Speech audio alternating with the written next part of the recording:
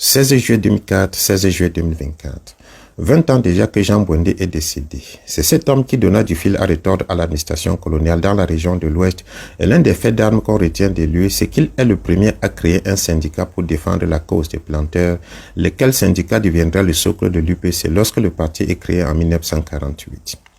Son héritage immatériel est préservé par celui qu'il choisit devant tous ses frères pour le remplacer afin que nul ne l'ignore. Clément Wensilio Jam Bwendé, puisqu'il s'agit de lui, gardien de la mémoire de l'homme, raconte dans un livre biographique inédit qu'aussitôt le syndicat des petits planteurs SPP créé par Jean Bwendé, le pouvoir colonial l'a en ligne de mire parce qu'il estimait qu'à travers cet organe, il retournait lentement mais sûrement les populations contre la subordination désuète et aveugle de l'administration. Sans réel motif autre que celui de soupçon, il est interpellé par le commissaire de police de Bafang le 1er septembre 1947 et gardé à vue à la prison centrale du ressort. La nouvelle de sa détention se propage comme une traînée de poudre dans tout le Cameroun et une petite précaution prise à la création du SPP jouera en sa faveur en ce moment. Il avait en effet pris soin d'affilier son syndicat à l'Union des syndicats confédérés du Cameroun, USCC-CGT, dirigé par Charles Assalé, et était devenu de fait le responsable local de cette grande organisation syndicale. On comprend pourquoi Ruben Oumniobé, devenu secrétaire général de l'USCC en 1947, fait le déplacement de Bafang. Il arrive 2 jours après l'arrestation de Jean Bwendé pour s'enquérir de la situation auprès du chef de division Pauverte. Ce dernier refuse de le recevoir et lui intime l'ordre de quitter aussitôt la ville. C'était mal connaître Oumniobé qui se souvient qu'il a un parent directeur d'une école de la ville, Jacques Bidjoka. Il glisse pour passer la nuit chez ce dernier qui profite pour lui donner tous les détails sur l'affaire Jean Bwendé. Une fois à Douala, il fait un rapport détaillé qu'il envoie à la direction de la CGT à Paris et à la direction de la FSM, Fédération syndicale mondiale. Dès réception du rapport, la centrale syndicale française publie dans le journal Le Monde un article faisant état de l'arrestation de leur camarade Jean Bwendé, président du SPP de la subdivision de Bafang. L'affaire est également portée devant l'ONU où les communistes présents dénoncent la méthode coloniale que l'administration française utilise dans les colonies. Le Monde étant un journal prisé dans les milieux français des colonies et autres territoires occupés, l'article de la centrale syndicale française ne pouvait donc pas passer inaperçu. Le chef de la région Bamileke, Moyos, basé à Tchang, capitale régionale, manque de s'évanouir à la lecture du journal.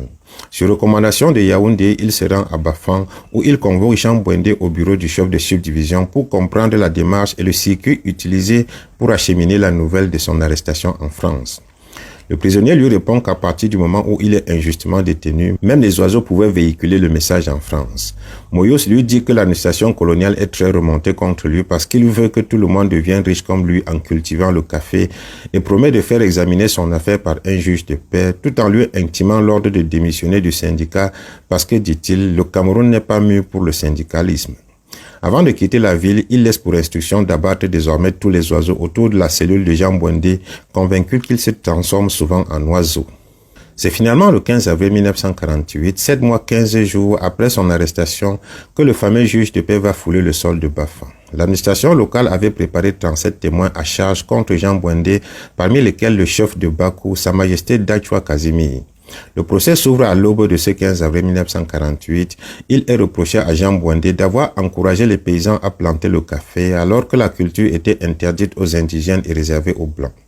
Les témoins tentent maladroitement de l'incriminer, mais le juge demande des preuves de l'autorisation en vain.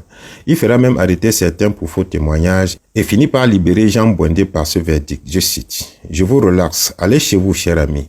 Ne conseillez plus aux gens de cultiver le café, ne faites plus non plus la politique, car votre syndicalisme est un syndicalisme politique. Je vous condamne à 1 mois de prison avec sursis. » Fin de citation. Quand il recouvre la liberté à Bafang le 15 avril 1948, l'UPC vient d'être créé à Douala il y a 5 jours. Il a aussi perdu entre-temps sa mère, Anne Monga, et son premier fils Joseph Bwendé, sans compter un cheptel de près de 1000 bœufs.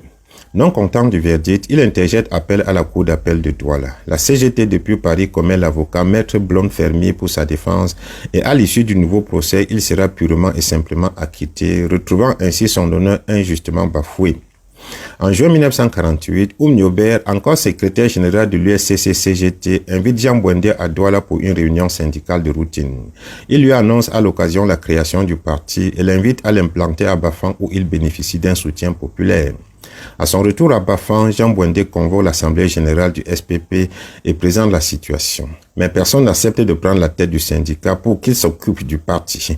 Il décide alors de transformer les structures syndicales en cellules du parti. Et quand l'UPC est légalisé, le premier comité central est officiellement créé à Banka-Bafang avec comme président Jean Bwendé et comme secrétaire général Paul Ben-Ninche. Le siège local du parti est installé à son domicile et là commence un autre parcours qui le conduira dans les prisons du pays et dans une cachette où il a vécu 5 ans, dormant dans le tronc d'un arbre. Tout un parcours qui n'a fait que raffermir l'homme dans ses convictions de mener la lutte pour une cause juste. Une statue à son image se dresse encore fièrement devant son domicile au carrefour Banka et semble dire à tout passant « Rien ne vaut la dignité d'un homme ». À demain.